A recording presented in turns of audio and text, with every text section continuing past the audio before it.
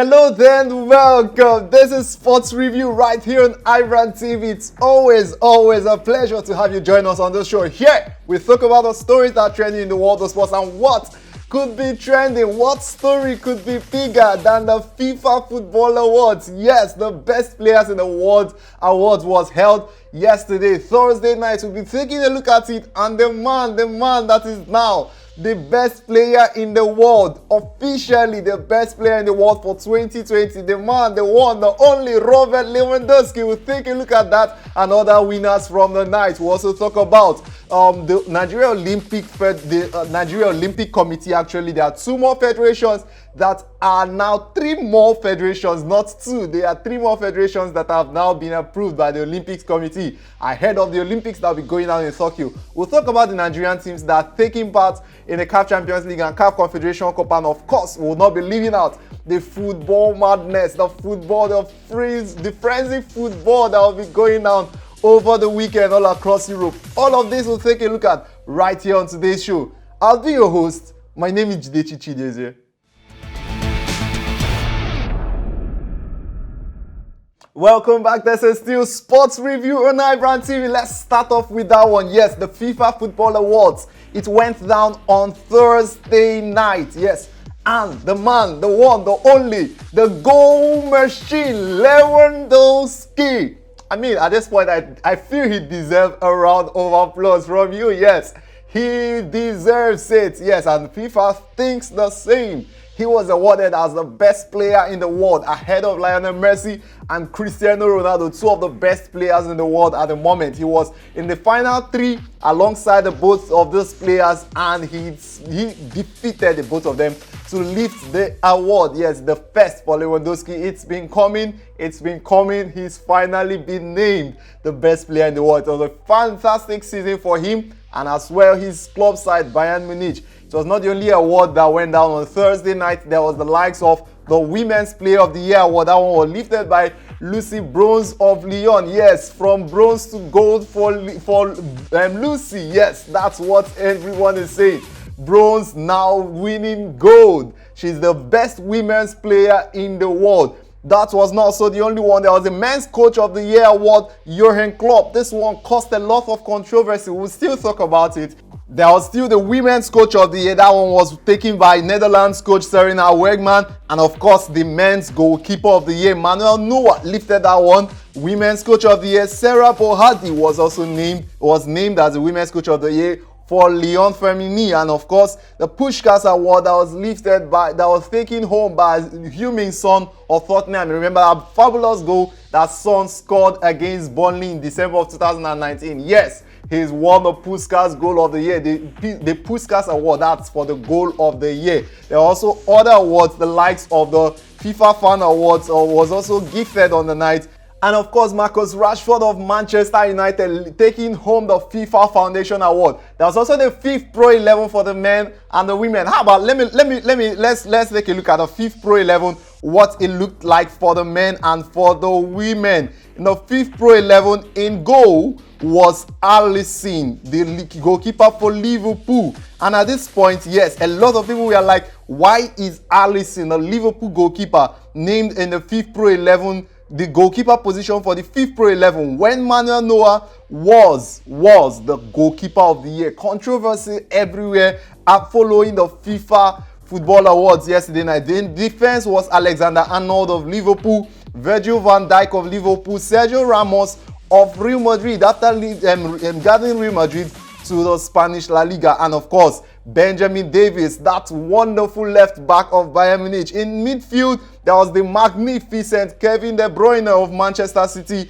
and Joshua Kimmich of Bayern. And then there was Thiago Alcantara of Bayern Munich, who has now moved to Liverpool. The forward line saw the likes of Lionel Messi of Barcelona, Robert Lewandowski and Cristiano Ronaldo, all making the men's fifth Pro 11. How about the women's fifth Pro 11? The women that made the best players team of the year. There's Christine Endler of Paris Saint-Germain, and Paris Saint-Germain women, there's Millie Bright of Chelsea, Lucy Bronze of Lyon, who has now moved. She has now moved to Manchester City. And of course, there is Wendy Renard, the wonderful Wendy Renard. There's Barbara Bonesei of Juventus Women. There's Veronica Bouquet. Of course, there's still Delphine Casacarino. Yes, there's Penny Header and the forward lining that made that money, that big money move from Wolfsburg to Chelsea. There's Tobin Heath, and there's Vivian Miedema, and of course, the one, the only Megan Rapinoe. And Megan Rapinoe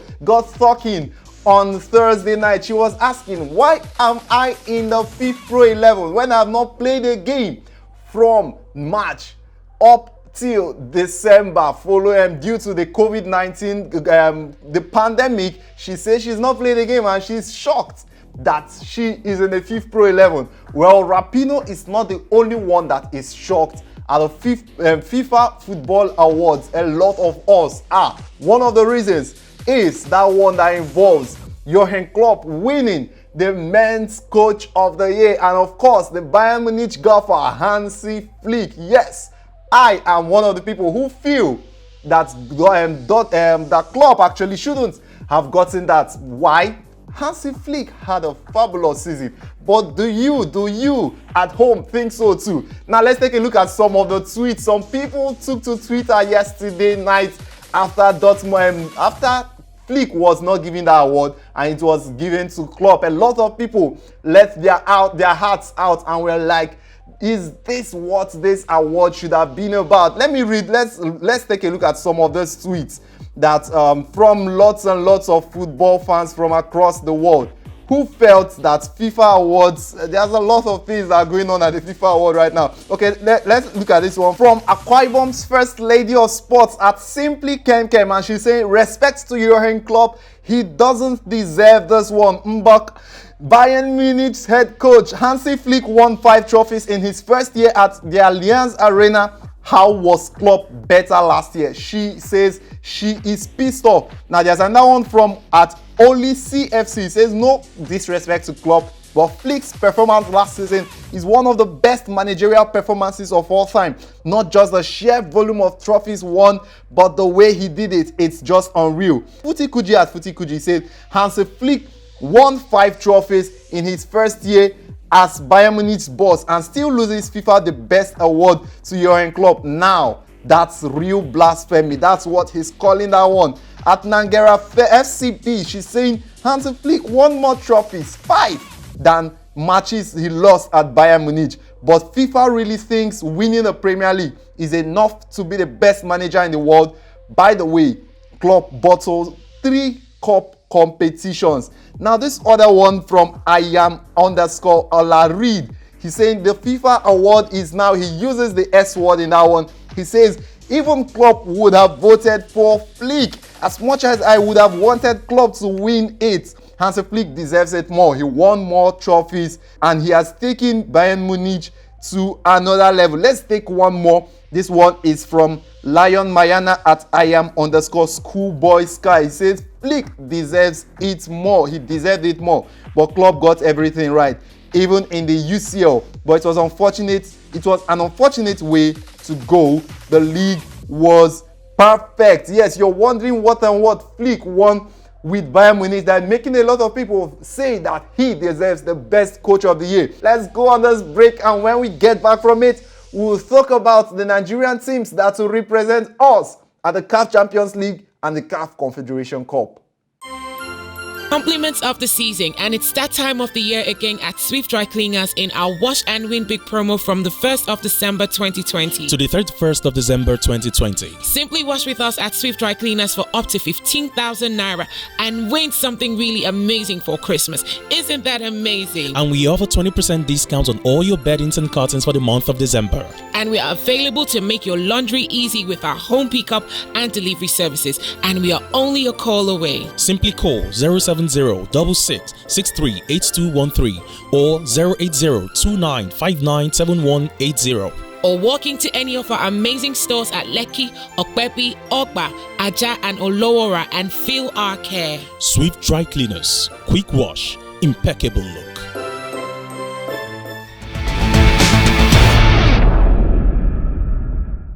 Welcome back. This is still Sports Review on iBrandTV. Now let's change gear now and talk about the Nigerian teams. Yes, the NPFL teams that will be flying our flags high at the CAF Champions League and CAF Confederation Cup. Last week, it was the likes of Plateau United and Kano Pillars falling by the wayside. But we still have two. They were four, but now they are two. Yes, Enyimba is still in the Champions League and Rivers United, they are still in the CAF Confederation Cup. They will be taking part in this competition. It's going down next week Wednesday actually.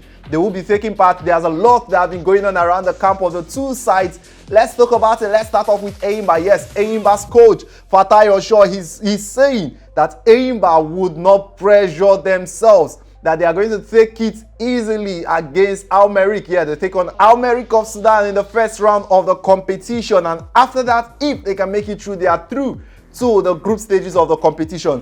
Fatai Osho is saying they will not pressure themselves. Victor Mboma, the striker of Enyimba, he's already out of that one. He's ruled out with an ankle injury. But hopefully when Enyimba will be traveling down to Sudan to take on their opponents on the 23rd of December, hopefully they would be able to do so well without Mboma. Recently they played a friendly with FC Fano, but they lost by 1-0. But hopefully it's all preparation, and when it's time for the D-Day, Enyimba will do so well. How about Rivers United? Yes, Rivers United, they seem a lot is happening with them. Rivers United are saying they are ready. According to the coach Stanley Eguma of Rivers United, he's saying the players are ready. But are they really ready? Rivers United are crying foul that their opponents, their hosts, Bloemfontein Celtic of South Africa, are not being so friendly to them. Yes, it's meant to be a friendly game of football, but it seems like